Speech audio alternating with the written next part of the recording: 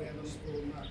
ఒక దైవజనుడికి ఇలా జరిగింది. కానీ ప్రభు నాయన అనేక రకాలుగా ఆలోచన నిజంగా ఇప్పుడు ఏమై We want justice. We want justice. We want justice. We want justice. We want justice. We want justice. We want justice.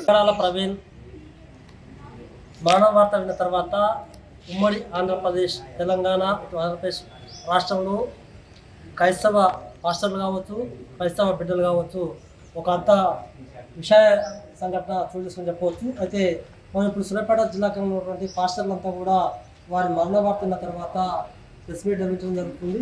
మన దగ్గర పాస్టర్లు ఉన్నారు. వారు మనసు చెప్పండి, మీరు ఈ మరణ వార్తలను ఏ విధంగా చూస్తున్నారు, మీరు ప్రభుత్వాలను ఏం డిమాండ్ చేస్తున్నారు?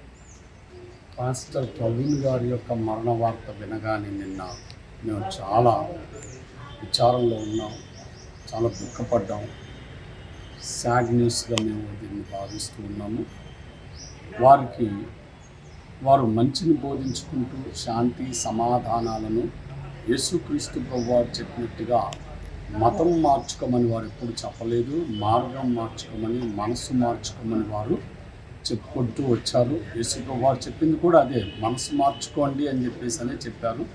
అదే మాటలను వారు చెప్పుతూ తిరుగుతున్నారు. అట్టి మరి మంచి మానవతా దృష్టి కలిగినటువంటి పాస్టర్ ప్రవీణ్ గారిని రోడ్డు ప్రమాదం జరిగి చనిపోయారని చెప్పేసి అంటున్నారు.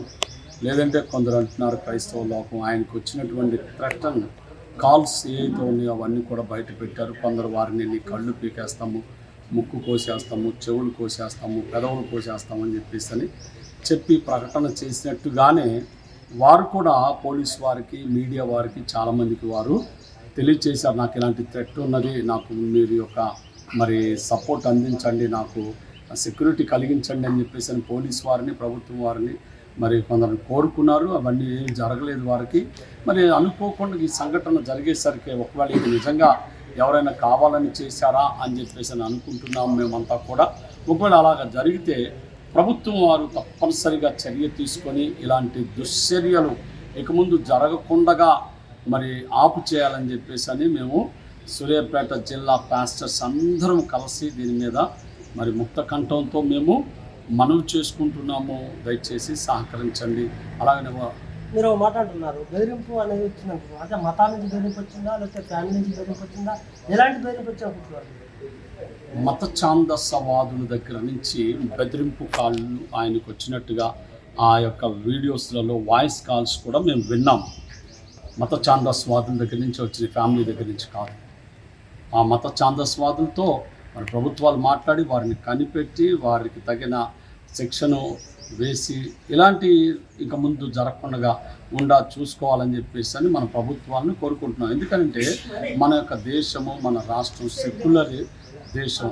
ఇక్కడ అన్ని మతాల వారికి స్వేచ్ఛ ఉంది. అన్ని మతాల వారు కలిసి జీవిస్తున్నారు. అన్ని మతాల వారు వారికి ఇష్టం వచ్చినటువంటి మతాన్ని స్వీకరించవచ్చు, ప్రకటన చేసుకోవచ్చు అని మన రాజ్యాంగం కూడా తెలియచేస్తూ ఉంది. ఇప్పుడు పాస్టర్గా మీరు ప్రభుత్వాన్ని ఏం డిమాండ్ చేస్తారు? మీకు ఎలాంటి రక్షణ కావాలనుకుంటున్నారు?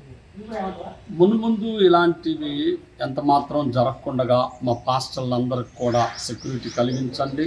అలాగనే సేవకులకు సెక్యూరిటీ కలిగించండి.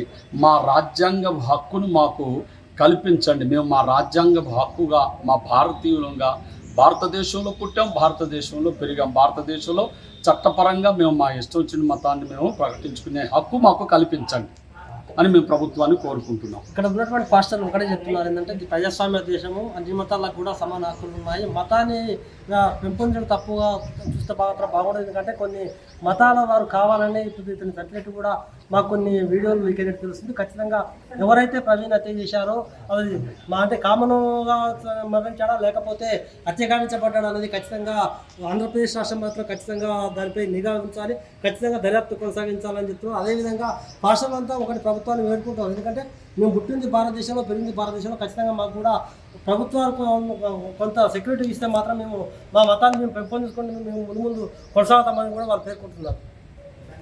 లేటెస్ట్ న్యూస్ తెలుగు మరియు ఇంగ్లీష్ అప్డేట్స్ కోసం ఇప్పుడే క్యూన్యూస్ అఫీషియల్ యాప్ ని ప్లే స్టోర్ నుండి డౌన్లోడ్ చేసుకోండి. సరికొత్త సమాచారాల కోసం క్యూన్యూస్ వెబ్సైట్ ని ఫాలో అవ్వండి. ఛానల్లో ప్రాంతీయ, జాతీయ, అంతర్జాతీయ వార్తలు వీక్షించండి.